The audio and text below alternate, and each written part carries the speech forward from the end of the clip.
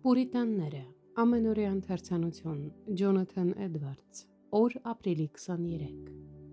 Պահիր ինձ, ով Աստված, որովհետև քեզ եմ հուսացած։ Սաղմոս 16-րդ գլուխ, առաջին խոսք։ Աստծո ժողովրդի պարտքն է հուսալ նրան խավարի մեջ, եւ եթե նրանք շարունակ մնում են խավարում, այն իմաստով, որ Աստծո նախախնամության դրսևորումները մռայլ են թվում, եւ կարծես թե Աստված լքել է նրանց ու չի լսում նրանց աղոթքները,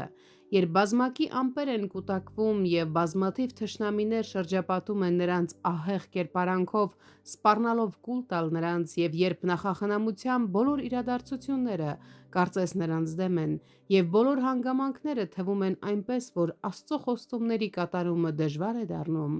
այդ ժամանակ էլ պետք է հուսալ Աստծուն։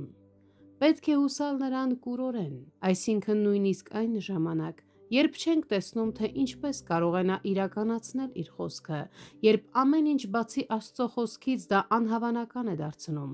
այնպես որ եթե մարդիկ հավատում են, ապա պետք է հույս ունենան ցանկացած հույսի դեմ։ Այսպիսով հին նախահայրերը՝ Հոբը, Սաղմոս 2-ն,